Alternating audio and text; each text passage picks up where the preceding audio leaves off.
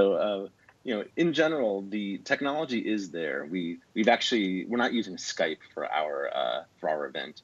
We think Skype is not an appropriate platform for a virtual conference. So we actually incubated our own startup, which is called Crowdcast, and Crowdcast has scaled to handle 80,000 simultaneous participants in a virtual event, and that's very important for an event like this one. And to give you some context, in countries like Africa and continents like Africa, you have developers and engineers who are aspiring to learn and be educated on technologies like blockchain. Blockchain is going to be impacting regions all over the world. People are building next generation financial systems using the blockchain, and the blockchain is going to be very impactful in our lives. But the problem is that how do they get education for that? And typically they'll have to fly to another country to learn at a conference, which is expensive, and it's not accessible to most people, especially if their economic status is not high enough to afford such an event. And so we believe that by incubating this new technology that allows a virtual event, that developers in places like Africa can learn from the best blockchain founders in the world and to aspire to build the next generation financial systems, which will impact us in the future. And so this event we're holding is 100% for charity. We make nothing off the event, and it's the largest event ever held on software development. And so it's larger than all of Microsoft's conferences combined.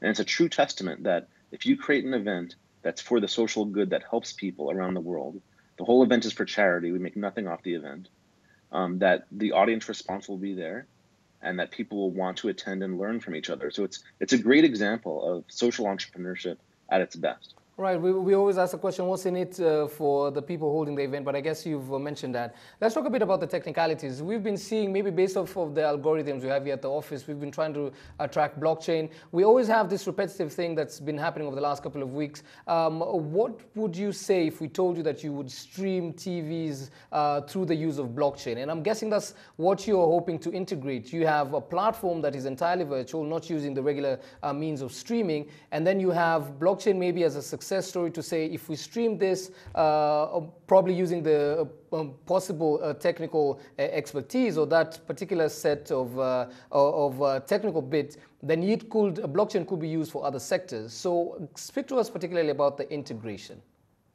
That's a great question. So there's actually several blockchain projects right now that are being born as we speak that's aiming to solve the whole video streaming problem using blockchain. The whole theory, by the way, for that is that if you have a peer-to-peer system where you have individuals who relay video to other individuals in a peer-to-peer fashion, that you can actually build a more scalable video network than you could in the past using traditional content delivery networks. And so we're not actually using any of those technologies for this event because the technology is so new. Blockchain right now is just in its infancy.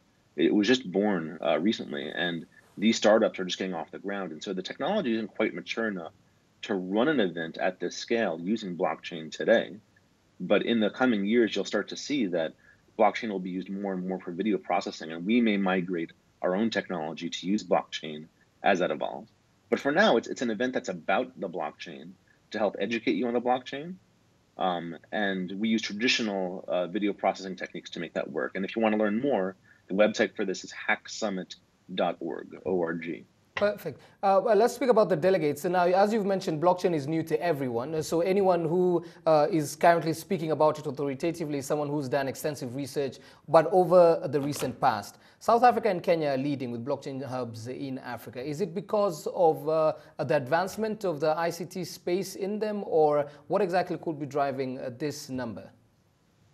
Yeah, so there's one project in particular that's coming out of South Africa that we're really proud of. I'm actually an investor in the project. It's called Tari, T-A-R-I. And the lead maintainer of the Monero cryptocurrency is actually based in the African region. And he serves as a leader and example to all. And so folks look up to him.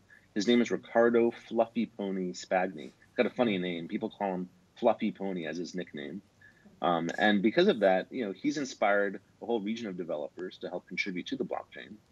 And so you'll start to see more and more of a nexus in the African region when it comes to blockchain. And that's the beauty of blockchain, is that blockchain development is not specific to any one country or any one part of the world. The teams that are building blockchain are geographically distributed. And that actually makes a lot of financial sense, because if you look at most technology companies that are coming out of Silicon Valley these days, out of San Francisco, which is where I live, it's extremely expensive to build a team that would build a technology company. You have to pay developers six-figure salaries. You can't find developers. Everyone's trying to hire engineers, and they're impossible to find. And so by engaging with a virtual distributed team and including developers from the African region, you can actually build a project in a more scalable way where you're not bottlenecked in terms of engineering headcount. And so you're starting to see regions around the world that pop up and become technology centers because of this practical phenomenon that you're seeing here. Right. Speaking of, we saw Mixin, XIN, offering 50,000 for developers at Hack Summit, but they say that they want to provide a solution for anyone to empower all the popular distributed ledgers. So of course, we know what's been happening with IBM in East Africa. So just guide us through the point on security. When we see established companies that have been working within the traditional or legacy distribution systems technically, and they see someone saying they could hack into any system, there's an element of security that has to be addressed. Absolutely. It's a great question. So security is a very important topic for blockchain. And in general, at the high level, in the theory of blockchain systems are going to be more secure than traditional centralized systems. Because with a traditional centralized system, like you saw with Equifax, for example, there was a huge breach with Equifax recently where hundreds of millions of credit card numbers were stolen. On the blockchain, there is no single point of failure. There's no one central custodian of that information. The information is distributed, and the code is open source and maintained by the world. And so, in theory, on the blockchain, because there's no single point of failure, it's harder to hack the system. Now, in practicality, in the real world, people are still exploiting the blockchain. People are still hacking into it and finding vulnerabilities. And a lot of that is because the blockchain's in its infancy right now and hasn't been fully debugged. And there hasn't been enough bug bounties on finding those code vulnerabilities. And so I think as you start to see blockchain evolve more and more, and as you start to see teams be in market with their blockchain solutions, their technology will become more and more airtight. And what's beautiful about the blockchain is that because the code is free and open for everyone to see and inspect, it's very, very obvious and clear whether there's a vulnerability because the world is your critic from that perspective. And we're going to be talking about this topic at Hack Summit next week. Starts on Monday.